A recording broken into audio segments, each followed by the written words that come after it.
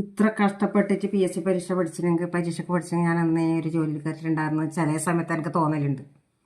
കാരണം ആരും പഠിക്കാത്ത നിഗൂഢ സത്യങ്ങൾ പഠിക്കാൻ ഞാൻ പോയത്.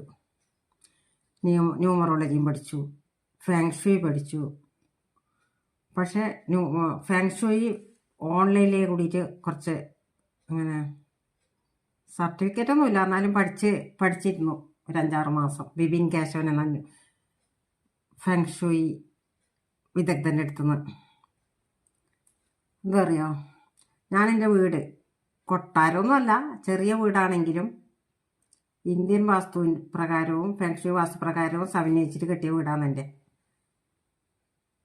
എല്ലാവരും എന്നെ കളിയാക്കും എടുത്ത് ഓരോ കാണുമ്പോൾ. ഞാൻ സ്റ്റാച്ചു ടൂൾസ് എല്ലാം വെക്കുന്ന കണ്ടിട്ട് ഇതെന്തോന്ന്, ഞാൻ ആരെങ്കിലും വന്നിട്ടാകുമ്പോൾ ബന്ധുക്കൾ തന്നെ. പിന്നെ ഞാൻ വെച്ച സ്ഥലത്ത് ഉണ്ടായില്ല, അപ്പോൾ അവർ പോയിട്ട് നോക്കുമ്പോൾ വേറെ സ്ഥലത്ത് മാറ്റി വെച്ചിട്ടുണ്ടാവും. ഇവർക്ക് എന്താ ഭ്രാന്തോന്നും കൂടി അവർക്ക് തോന്നിയിട്ടുണ്ടാവും. പക്ഷെ അതല്ല,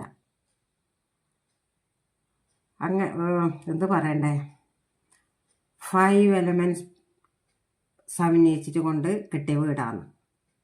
അപ്പോൾ ചോദിക്കും നിങ്ങൾ വന്നിട്ട് നിങ്ങൾ അങ്ങ് ആരായിന്ന്. പക്ഷേ എന്നെ സംബന്ധിച്ചിടത്തോളം ഞാൻ ആയിന്ന്.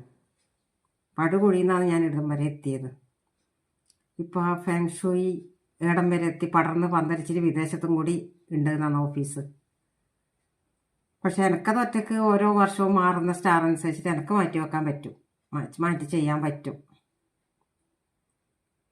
എന്തോ പറയണ്ടേ നിങ്ങളോടല്ലേ, എനിക്കതെല്ലാം പറയാൻ പറ്റും, മറ്റുള്ളവർ പറയാൻ കഴിയല്ലോ. മോന് ലീവിൽ വന്നിട്ടാകുമ്പോൾ എന്നോട് ചോദിച്ചു, അമ്മേ ഇതെന്താ ഒരു ടോയ്ലറ്റ് മാത്രമാക്കിനി? ഞാനും ഇനി പറഞ്ഞ് മനസ്സിലാക്കി കൊടുത്തു. ടോയ്ലറ്റ് ഒന്ന് പോരെ, അടുക്കള ഒന്നേല്ലേ നമുക്കില്ലോ, അതെന്താ ഇത്ര ചെറുതെന്ന് ചോദിച്ചു. ഞാൻ പറഞ്ഞു വീഴുമ്പോൾ പിടിക്കാൻ, തട്ടിയിട്ട് മുട്ടിയിട്ട് എവിടെയെങ്കിലും കെണിയും, വീഴുമ്പോൾ മലന്ന് വീഴില്ല, ഒന്നും ആവില്ല, പിടിക്കാൻ കിട്ടും. അങ്ങനെല്ലാം പറഞ്ഞ് മനസ്സിലാക്കാം. അങ്ങനെ ഓരോന്നും അതിൻ്റേതായ ഗുണങ്ങളുണ്ട്. എനിക്ക് നല്ല അനുഭവമുണ്ട്. അതെല്ലാം പറയാൻ വേണ്ടി ഇന്ന് ഞാൻ നിങ്ങളുടെ മുമ്പിൽ വന്നത്.